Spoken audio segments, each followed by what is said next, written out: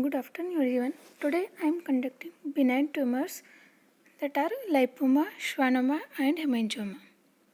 The term neoplasia means new growth.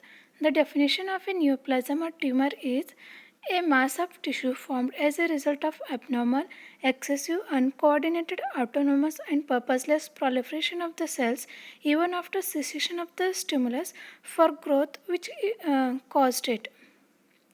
Neoplasm may be benign or malignant when they are slow growing and localized without causing much difficulty to the host. It is termed as benign when they are proliferate rapidly and spread throughout the body and may eventually cause death of the host. Then it is termed as malignant neoplasm. Here, these are some basic differences between benign and malignant neoplasm. First, coming to clinical and gross features, benign neoplasms are well circumscribed and encapsulated. Often the surrounding tissue is compressed but it is normal. Whereas in malignant neoplasm, the tumor is poorly circumscribed and usually irregular, and usually it invades the surrounding tissue. Benign neoplasms are usually smaller compared to the malignant neoplasms. On microscopic features, the benign neoplasms usually resembles the tissue of origin closely and the basal polarity is retained, whereas malignant neoplasm, these are often poor resemble to the tissue of origin and basal polarity is usually lost. In benign neoplasm, there is no pleomorphism and normal ANC ratio compared to the malignant neoplasm, where we can see pleomorphism and increased nuclear to cytoplasmic ratio. And in benign neoplasm, there is also absence of anisonucleosis and hyperchromatism, and very few mitotic figures are present, which are typical. But in malignant neoplasm, there are many mitotic figures. Usually these are atypical and abnormal. Benign neoplasm usually grows slowly compared to the malignant neoplasm, and these often compress the surrounding tissue without invading or infiltrating the tissue, whereas malignant neoplasm they usually infiltrate and invades the surrounding tissue. Here in benign neoplasia, usually metastasis is absent, but in malignant neoplasm, metastasis is usually present. Coming to lipoma, it is most common soft tissue tumor.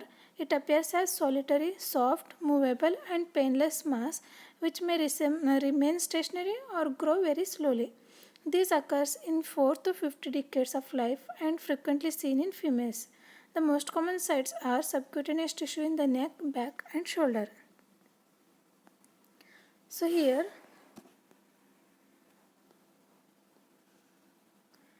we can see well circumscribed mass which is yellowish in color. On cut section, usually measuring 3 cm in diameter, on cut section we can see glistening yellow surface. This is all glistening yellow surface and it is encapsulated. So here another gross image of the lipoma. You can see this is round to oval and encapsulated mass. The cut surface is soft, lobulated, yellowish to orange in color and greasy. There are some varieties of lipoma which includes fibrolipoma, angiolipoma and myelolipoma. If the lipoma is present inside the striated muscles, then it is called as the intramuscular lipoma. Other few common varieties are spindle cell lipoma and pleomorphic lipoma. Histologically, the tumor is composed of globules of mature adipose cells separated by the delicate fibrous septa. A thin fibrous capsule surrounding the tumor is present. So here we can see the tumor is covered by the capsule, and here all these are mature adipocytes. These adipocytes are separated by the thin fibrous septa. Here also we can see the fibrous capsule. These are mature adipocytes where can see the nucleus is present in the periphery and clear cytoplasm. These adipocytes are separated by the thin fibrous septae. Next is hemangioma. These are called common lesions in infancy and childhood. The most common site is the skin of the face and mucosal surface. Capillary hemangioma is most common type of hemangioma. Clinically, they appear as small or large, flat or slightly elevated, red to purple, soft and lobulated lesions. These are varying size from few millimeters to the centimeters in diameter. They may be present at birth or appear in early childhood. Histologically, these are well defined but unencapsulated lobules. These lobules are composed of capillary sized, thin walled, blood filled vessels. These vessels are lined by a single layer of plump endothelial cells surrounded by a layer of pericytes. These vessels are separated by some connective tissue stroma. Here we can see these are all small lobules of the capillaries which are lined by the endothelial cells and separated by the stroma. Cavernous hemangioma, these are single or multiple, discrete or diffuse, red to blue, soft and spongy masses. They are often 1 to 2 cm in diameter and the most commonly seen in the skin. So histologically, these are composed of thin-walled cavernous vascular spaces filled by the blood. The vascular spaces are lined by flattened endothelial cells and separated by the scanty connective tissue stroma. Here we can see these are all cavernous spaces which are lined by the very flat endothelial cells and separated by the connective tissue stroma. Here we can see normal liver tissue.